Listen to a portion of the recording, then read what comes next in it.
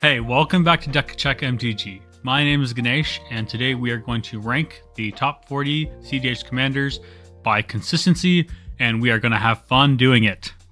So this is part 2 out of 5 for a series that's going to rank cEDH decks by speed, consistency, resiliency, and flexibility, and the 5th video is going to combine all of them. With that said, please make sure to subscribe if you're interested in the next videos coming up. And let's go ahead and get started with Joyra. This is a commander that basically lives or dies by its commander. That said, it is very consistent at kind of getting its game plan out, whether that works or not, up to the table. So I would put her in the B tier, which we will say is average, because if she stays on the board, she wins the game, basically. If she dies, she loses. So very average, kind of 50-50 as to how that goes. Next up, we have Najeela. We will go ahead and put her in the A tier as far as executing her game plan, because she has a inevitability to the game. If the game goes too long, Najeela will eventually kill you with combat damage, because she only needs 6 turn cycles to kill the entire table, deal 120 damage. Not just turn cycles, but I should say combats, because with her Wooburg ability, that'll reduce the time by 1 each time she uses it. So very consistently puts out threats, generally a turbo ad nos deck first, and then a combat damage to Revi deck second, but very, very consistently puts out a threat. Next up is Inala. This is a turbo deck. In terms of consistency, this is fairly consistent. Also up there with Najeela, very consistently can put out wins. I wouldn't say it's the absolute most consistent deck out there. How consistent it is a lot of times can depend on its opening hand, whether you get that lucky spell seeker or another decent enough wizard to try to win the game. But it's a Grixis shell, so it's going to be about as consistent as the other ones there. Garruk, very, very consistent commander. The mana cheating that it gives you, I think, makes it so that it's not hard to get him out. Making 4 mana on turn 1 or 2 is not very difficult. And then from there, you can just cast whatever else you need, because you don't really have to pay mana for spells, except for the colorless. So open them up there. Tayum. This is also, in my opinion, very consistent, because his Graveyard Resurrection ability lets him stay in the game at all points in the game. It's kind of hard to stop him. The only real way to kind of stop this deck is to repeatedly kill the commander.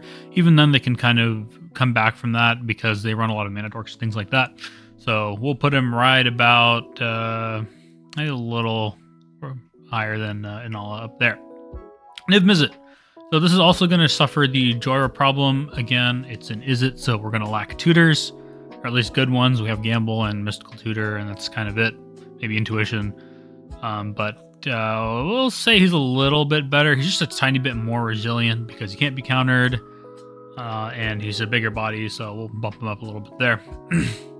There's a very consistent deck because of its mana production. Actually, I think we can put him up in the put him in the A tier, say a little bit below Najeela. He has access to so much mana that he can basically do whatever he wants. I mean, you do need Urza to stick, but usually that isn't too hard to pull off. Next up is Godo. Very consistent, because it's the literal epitome definition of consistency. He is a 1-card win condition. You cast him, you get 9 mana or whatever it is, and then 10 mana, you win the game. Very, very simple. Yuriko. This is is not good in terms of consistency, in my opinion. There's 2 reasons. One, the flips are huge, so if you don't get very good flips, you are screwed.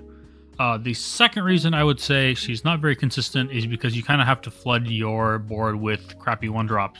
Your deck, I should say. And that can really, really lower the power of the deck.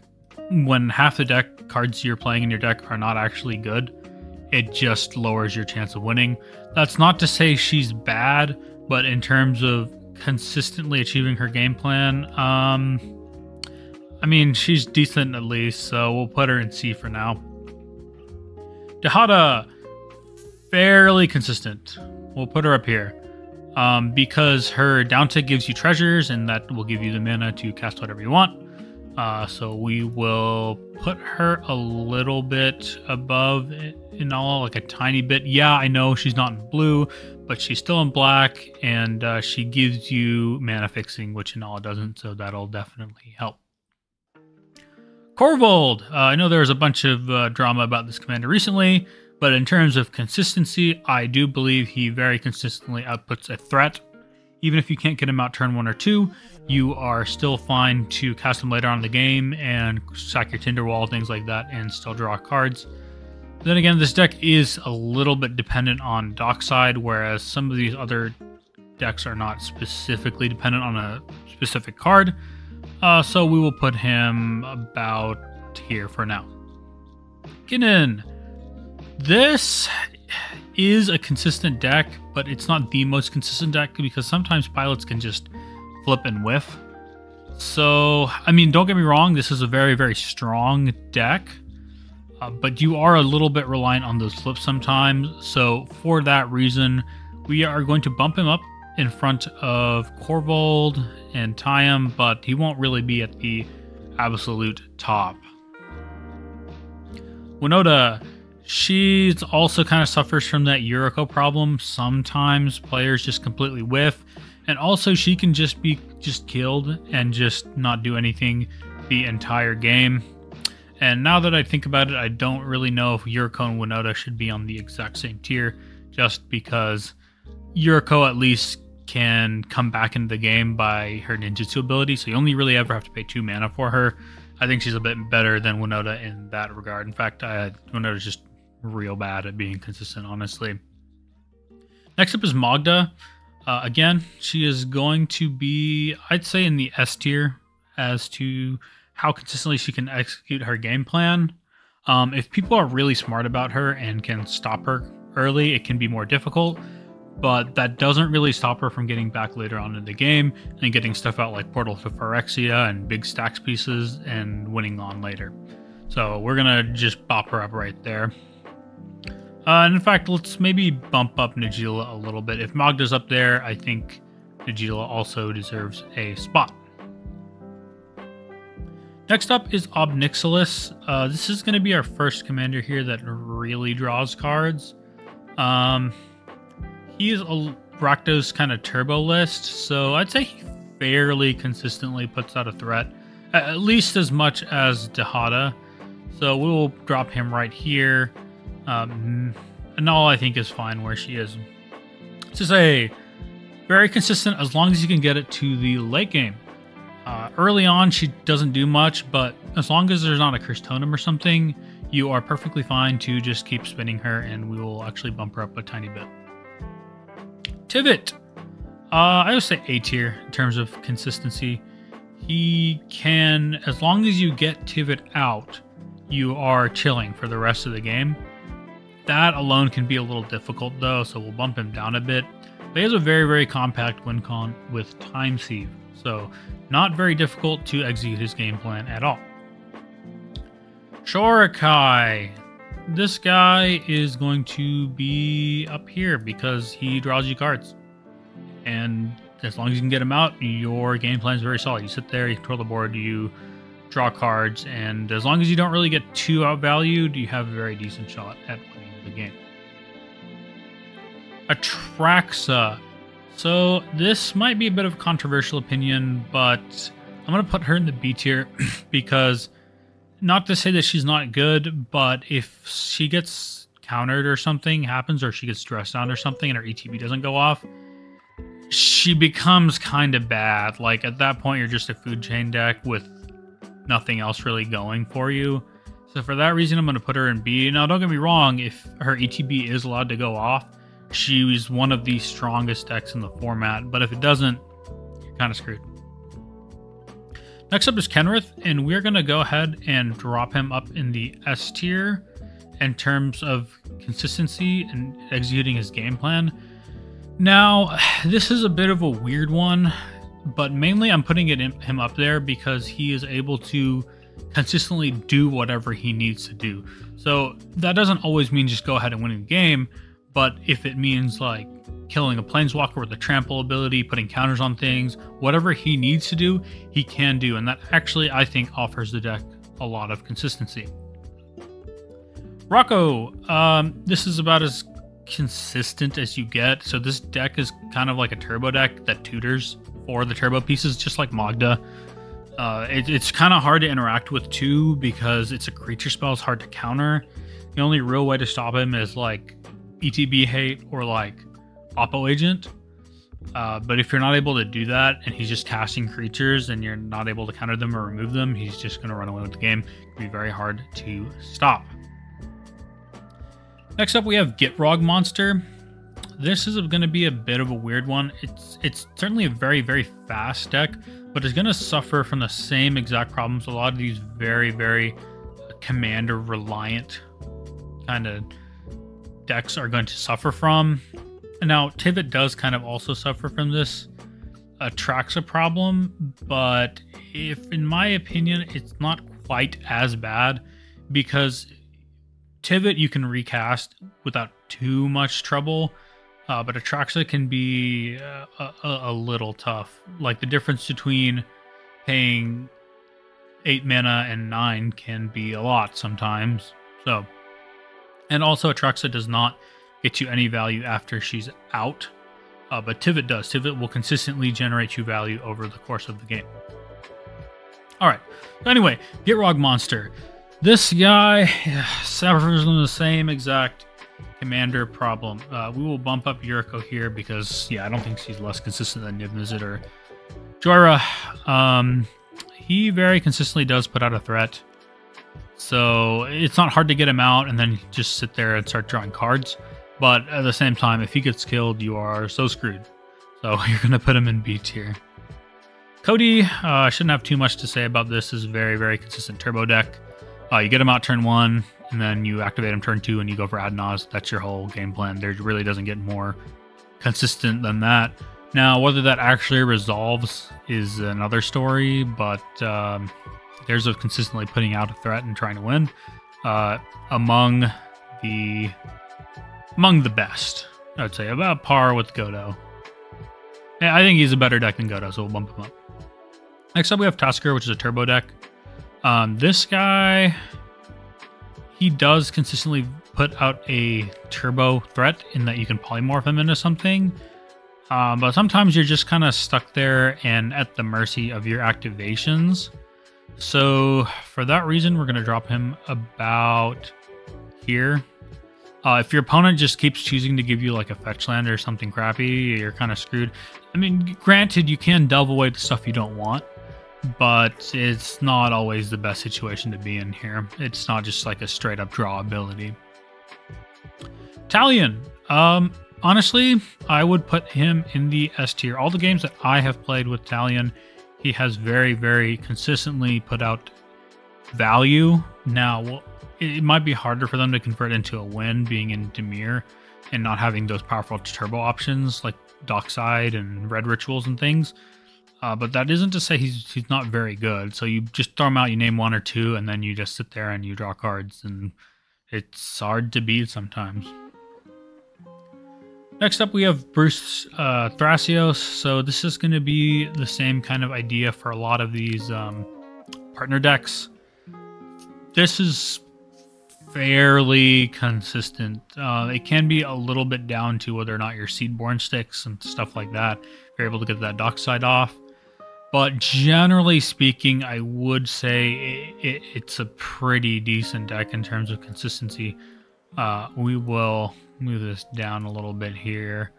And out of these, are these all going to be in A tier? I think Tasker can go down. Shorakai really, really suffers if you're not able to get him out. So we will actually drop him up here for now. All right. Next up is Quark Sakashima. This deck is dependent on you kind of getting both of them out, but honestly, all the games that I've played with them, they kind of just do that. But then again, a lot of what you can do can just kind of come down to coin flips sometimes, and that's not very good. So it kind of suffers this Yuriko problem, but I would say it's a little bit better than Yuriko overall. So we'll bop him right there. Next up, we have Malcolm Tana. This is also kind of a turbo deck around Glinthor Buccaneer. So you're just kind of want to get out Malcolm, then maybe throw out like a green creature tutor for Glinthorn and go to combat, and you win the game with those 2 cards. That's really not the greatest game plan, honestly.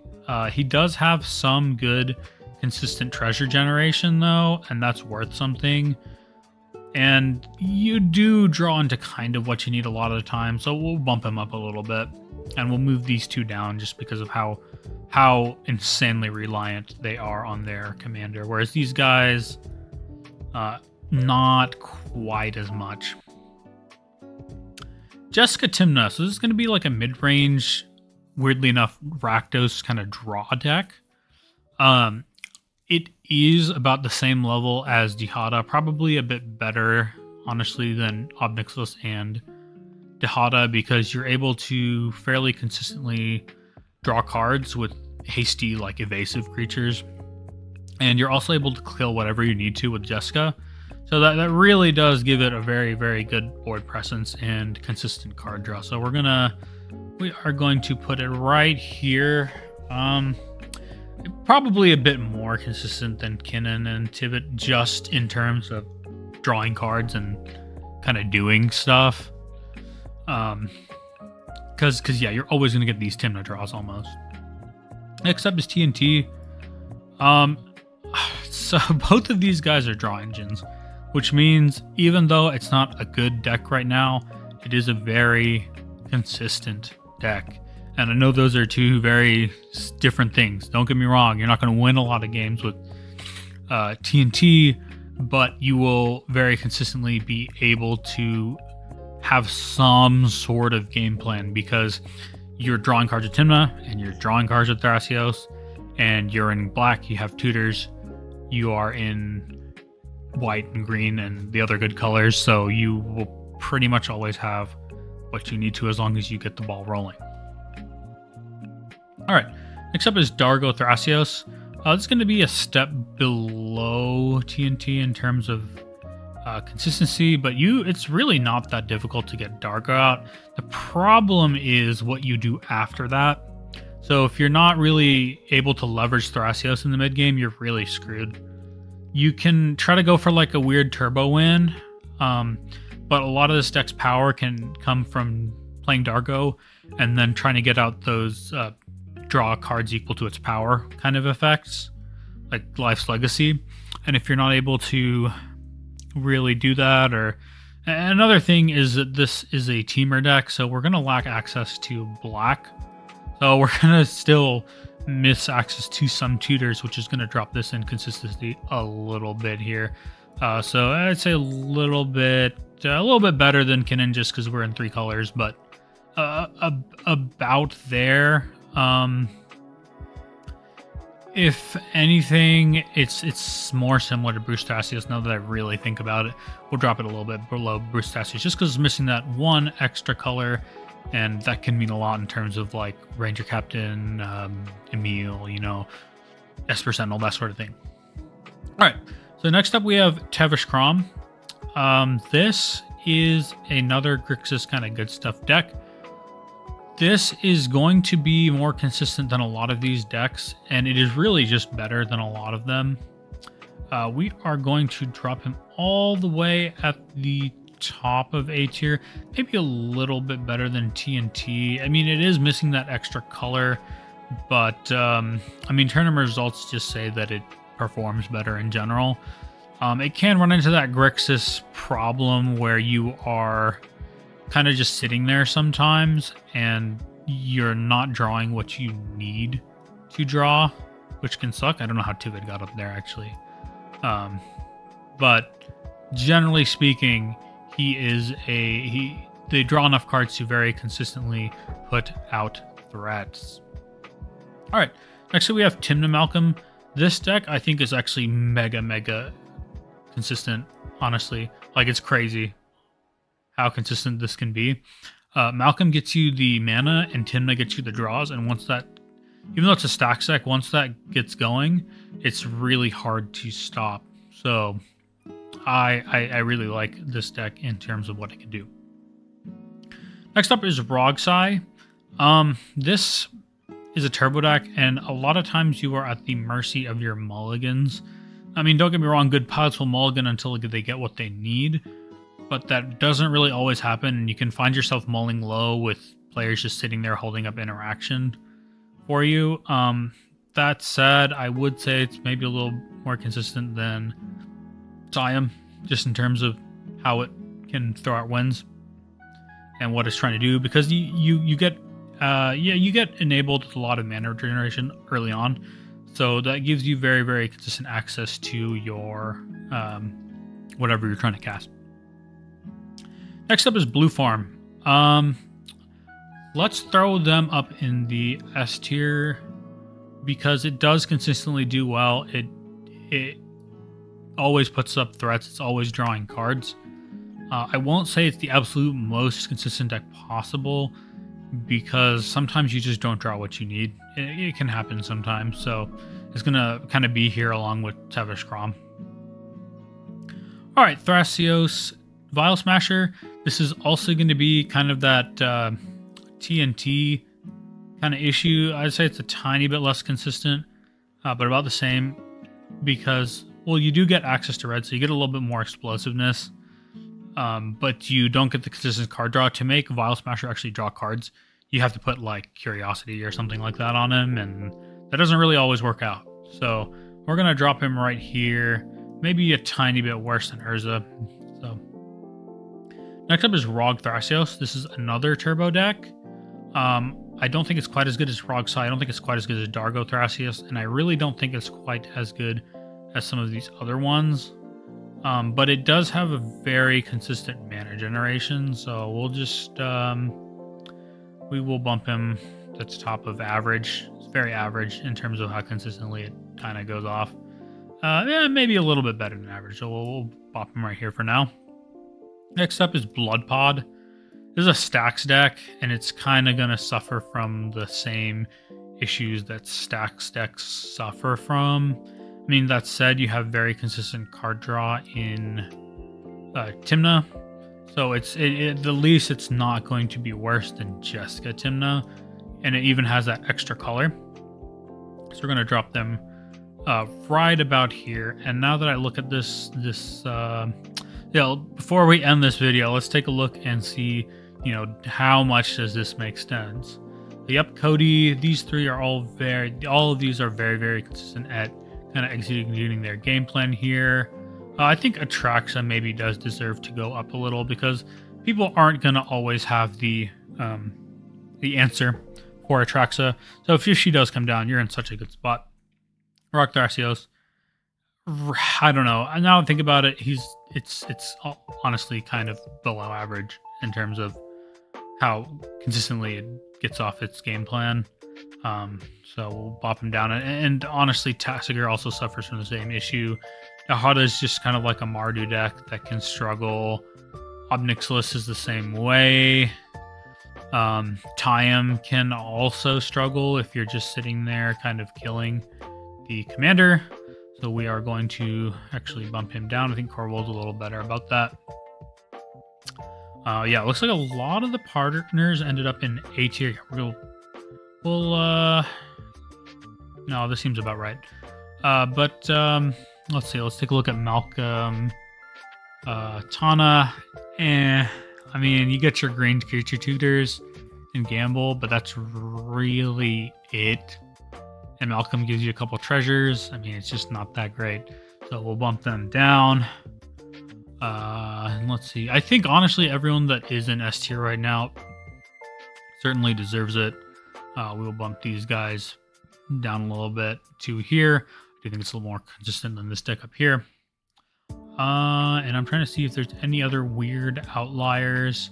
Cannon, I think his mana generation makes him pretty good overall.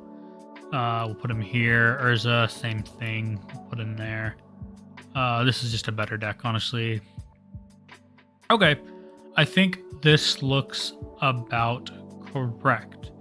Now, if you disagree with any of this, please let me know in the comments as to why, but I'm pretty happy with this, and I think this is a fairly decent representation of how consistently these decks are able to try to pull off their game plan at a general level.